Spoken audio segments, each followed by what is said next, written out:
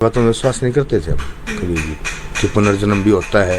ये अंधविश्वास मानते थे, जैसे मैं भी मानता था खुद।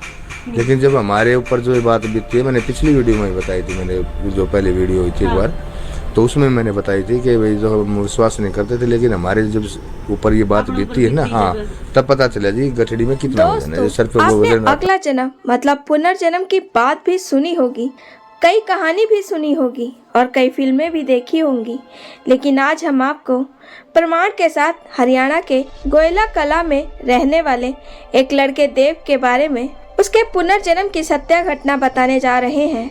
और उस चमत्कार को देखकर अच्छे नास्तिकों के होश उड़ गए।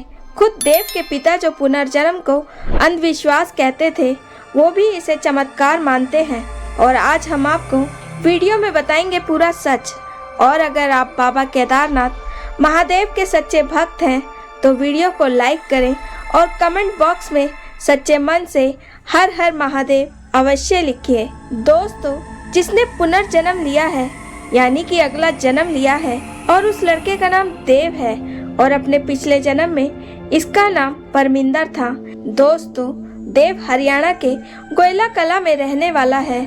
और हैरानी की बात तो ये है कि खुद देव के पिता जो पुनर्जन्म को अंधविश्वास कहते थे, वो भी आज इसे ईश्वर का चमत्कार मानते हैं। दोस्तों, देव की माँ बताती है जब ये 2 साल का ही था तो साफ बोलने लग गया था और अपने बारे में सबको बताया करता था।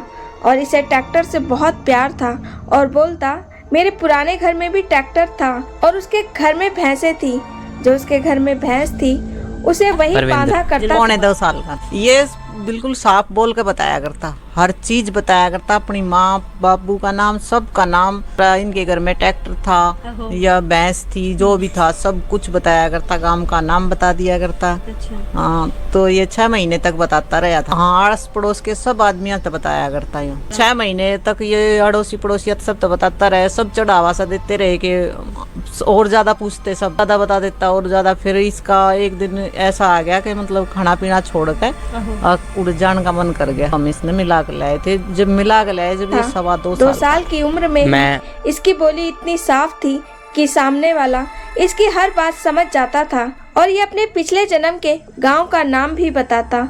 ये सिलसिला लगातार 6 महीने तक चला। 6 महीने तक ये सबको अपने बारे में जानकारी देता रहा और 6 महीने तक ये अपने अड़ोस पड़ोस में सबको अपने बारे में जानकारी देता रहा और खुद ही अपने बारे में, पिछले जन्म के बारे में देव सबको अपनी पुरानी बातें बताता रहता। जब ये अपने आप पुराने जन्म की बातें बताता तो अड़ोसी पड़ोसी इसे और भी इसके पिछले जन्म के बारे में पूछते तो ये सब कुछ बताता।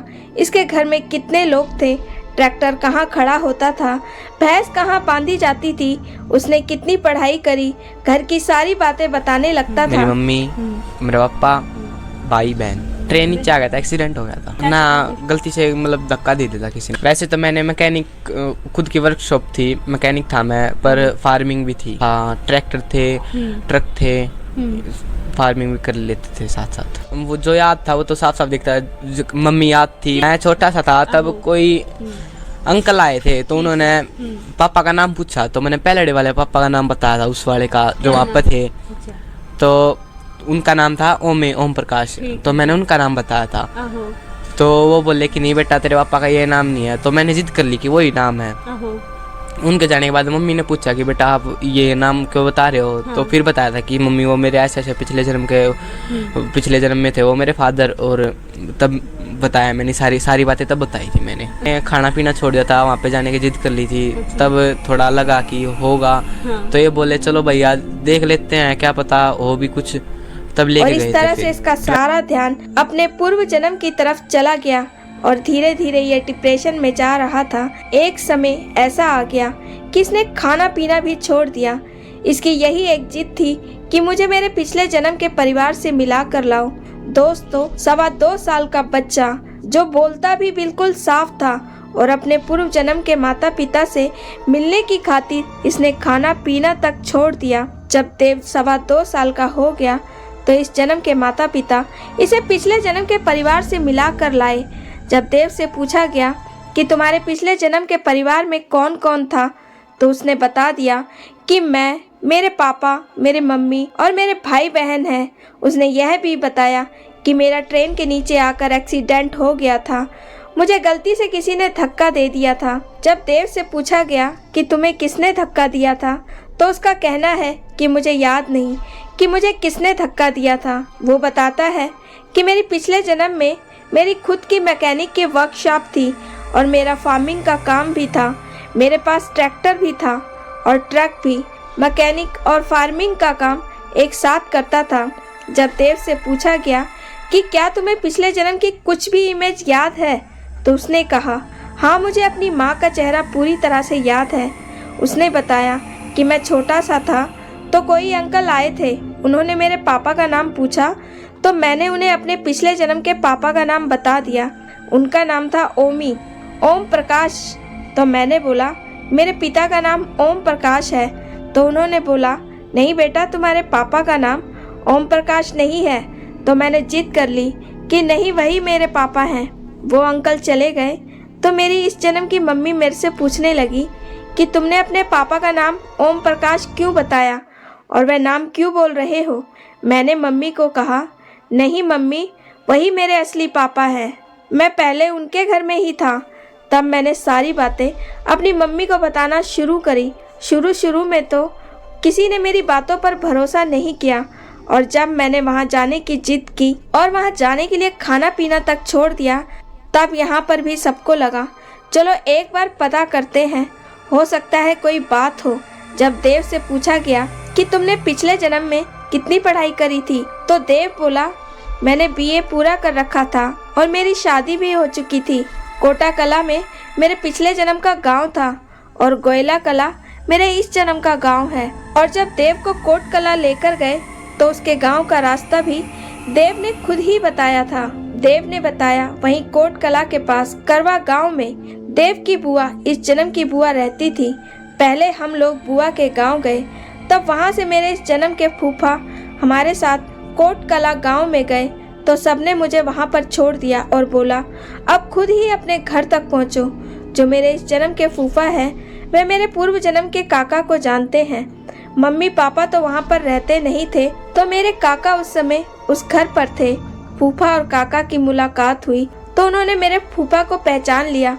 उन्होंने आपस में बात करी कि तुम यहाँ पर क्या कर रहे हो। तब मेरे फूफा ने उनसे बात की और कहा कि ये मेरा भतीजा है और ये अपने पूर्व जन्म की सारी बातें बताता है। ये कहता है कि ये इस घर में रहता था, ये इस घर का बेटा है और ये कई सारी बातें आपके घर की बताता है। तब मेरे फूफा ने मेरे पिछले जन्म का नाम पूछा तो मैंने अपना नाम बता दिया। फिर मेरे काका ने बोला हम तुम्हारी बातों पर क्यों विश्वास करें। तो मैंने काका से संबंधित, उस घर से संबंधित जो बातें थी, मैंने सब बातें बता दी तो मेरे काका को भी विश्वास हो गया, हाँ ये मेरे पिछले जन्म का भतीजा है। देव ने उन्हें बताया कि यहाँ पर ट्रैक्टर खड़ा रहता था, यहाँ पर भैंस बांधी जाती थी। अड़ोस पड़ोस के सभी लोगों के नाम बता दिए। तब काका ने उन्हें बताया कि तुम्हारे मम्मी पापा तो अब शहर में रहते हैं। तब इस जन्म के मेरे मम्मी पापा मेरे पिछले जन्म के माता पिता से मिलाने के लिए मुझे शहर ले गए। तब मैं शहर में अपनी मम्मी पापा से मिलने के लिए गया तो वहाँ जाकर देखा मेरे पापा बीमार थे और मेरी मम्मी वहाँ बालकनी में बैठकर अपने बाल बना रही थी। तो मैंने पीछे से जाकर अपनी माँ के सिर पर चुनरी रख दी और बोला इसे ओढ़ लिया कर, मैं तेरे से कितनी बार ये बात को कह चुका हूँ। यह बात सुनते ही मेरी माँ की आंखों में पानी आ गया तो वह झट से खड़ी हो गई और पूछने लगी यह कौन है। तो साथ में काका भी खड़े थे तो उन्होंने सारी बातें बताई। तब मेरे मम्मी पापा को यकीन हो गया कि यह हमारा ही बेटा है जिसका पुनर्जन्म हुआ है। उन्होंने मुझसे कुछ सवाल भी किए और बोले कि हमें कुछ ऐसा बताओ कि हम यकीन कर ले कि तुम सच में हमारे ही बेटे हो। बीमार थे, मम्मी बालकनी में बैठ कर और बाल बाव थी। हाँ, तो मैं जाके पीछे तय वो जैसे चुंदड़ी उड़ा दी मैंने। तो मैं कही थी कि इसने ओढ़ लिया कर सारी, मैं तो पहला भी क्या करता है। तो यह बात कहती है मम्मी का आँख में पानी आ गया था। तो वो बोली, फिर उसने कई बार तो यूँ हुई है कि वो है कौन। फिर मैं जाकर काका भी साथ था तो उन्होंने बताई सारी बात है। तब उन्होंने होगा था कि हाँ हमारा ही है। फिर उन्होंने भी एक दो बात पूछी थी सी कि अगर प्रूफ को क्रॉस का है ऐसा कुछ बता, तो जब मैंने बताई थी कि संदूक में मेरी 2 जीन्स की पैंट सिली रखी हैं और 2 बनियान हैं, तो मतलब कि दूसरे की किसका पता होगा कि किसकी संदूक का, तो क्या पता होगा कि 2 पैंट है 2 बनियान है, तो तब उन्हें विश्वास हो गया था। मम्मी रोने लगी थी, पापा के भी आंखें में आंसू आ गए थे। 2 बाणा में एक हूँ यार गोयला कला में, तो मम्मी पापा का जी साली कट गया, अब यो ताड़े रहेगा भाई भी और वो होगा। तो फिर उड़े वाले जो मम्मी पापा थे ना उन्होंने सोच समझ के वेनु बोले बेटा यो घर भी तेरा ही है, आड़े भी आ जाया कर, पर देखी तू उड़े पैदा हो रहा है 2 बाणा पे एक है, कोई उड़े रह ले, यो घर भी तेरा है, आड़े कब आ जाया कर। 2 साल का था। बेबे की शादी हो गई थी, फिर बेबे बुलाई, फिर बेबे तई मिले, तो मैंने उन्हें बताया बाद में शादी हुई है, भाई का लड़का है मेरी 2 जीन्स की पैंट सिली हुई पड़ी है और मेरी 2 बनियान है। और आप लोग तो जानते ही हैं, किसी के घर में किसी के निजी सामानों के बारे में इस तरह से कौन जानता है। इस पर तो उनका विश्वास और पक्का हो गया। मेरी मम्मी मुझे गले लगाकर रोने लगी और मेरे पापा की आंखों में आंसू भर आए। मैं इस जन्म के माँ बाप के पास वापस नहीं आ रहा था।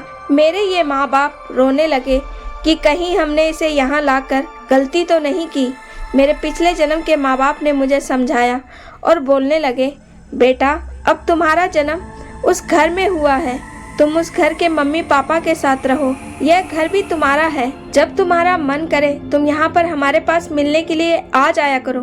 फिर मेरी बहन को बुलाया गया और मैं अपनी बहन से मिला। मेरे भाई की भी शादी हो चुकी थी।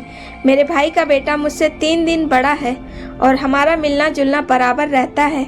और जब देव के पिता से पूछा गया कि आप अपने बेटे को वहाँ पर लेकर गए थे, तो इतना सुनते ही देव के पिता ने कहा, ये कहते ये हमारे को लेके गया था। हाँ, तो जैसे ये वहाँ पे लेट गया था बेड के ऊपर। अच्छा। हाँ जी, पैर पे पैर चढ़ा के जैसे बड़ा आदमी लेटता है ऐसे लेट गया था। और ये बोला कि पापा आप जाओ और जो है ना मैं तो अपने बाबू के पास रहूँगा। उनको पहले वाले जो पापा थे उसको बाबू बोलता था ये। हाँ, तो बोले आगे जो ना मैं वहाँ भी आता रहूँगा। तो हमारा तो दोनों, इसकी मम्मी का और मेरा तो जैसे जी निकल गया। अभी 2 बेटी के ऊपर हुआ था, ये यहाँ रह गया। हाँ, तो एकदम जैसे थोड़ी फीलिंग तो बहुत ज़्यादा हुई थी। तो फिर इसके पापा ने इसको समझाया, बेटे तुम वहाँ भी यहाँ भी आ जाया कर, वहाँ भी रहा कर बेटे, ऐसा नहीं लगा सर। वहाँ 2 बेबे हैं, वो तेरी दादी जी भी हैं, तो वहाँ देखो परिवार है हैं, तो ऐसी कोई बात नहीं। पता तो चल गया, हमारे को पता चल गया, बड़ी खुशी हुई हमारे को भी। उसके पापा ने बोल बाल के समझा समझोगे तो वो हमारे साथ भेज दिया था। हाँ, 2 बेटी हैं 1 बेटा है। ये एक बड़ी वाले की शादी कर रखी है मैंने, वो अब फाइनल में है वो। और है वहाँ मम्मी के पास भी जाता है, छुट्टियों में घूम के आता है, वहाँ पे उनके साथ रहता है। भाई है, सिस्टर है, हाँ मम्मी है, वो बोड़िया है, जैसे वो भी आते हैं, बच्चे भी जाते हैं, ये भी जाता है। हम इसे लेकर नहीं गए थे, ये हमें वहाँ लेकर गया था। और वहाँ जाते ही बिस्तर पर बैठ गया, फिर थोड़ी देर में लेट गया और पैर के ऊपर पैर रखकर लेट गया और हमसे कहने लगा, पापा अब आप जाओ, मैं तो अपने बाबू के पास रहूँगा। ये अपने पिछले जन्म के पिता को बाबू कहता था।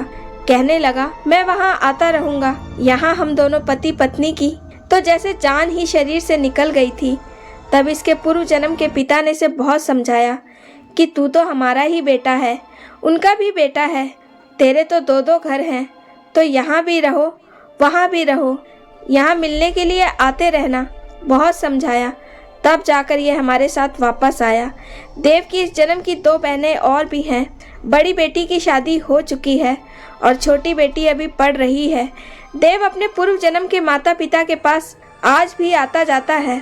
जब स्कूल की छुट्टियां होती है तो ये वहां रहने के लिए चला जाता है और अपने भाई बहन के साथ बहुत मस्ती करता है। जब देव के पिता से पूछा गया कि किसने देव को पूर्व जन्म के ट्रेन के नीचे धक्का दिया, तो क्या आपने उस मामले की कोई जांच पड़ताल की? मैंने तो देखो कोई जांच पड़ताल करने की, क्या जांच पड़ताल करने की बता ना। जब रेल से किसी ने पीछे से धक्का ही दे दिया मान लो, तो उसमें नहीं तो इसको पता नहीं, हमारे को पता, तो हमारे को तो क्या पता होता है, हमारे को तो इसी ने बताया।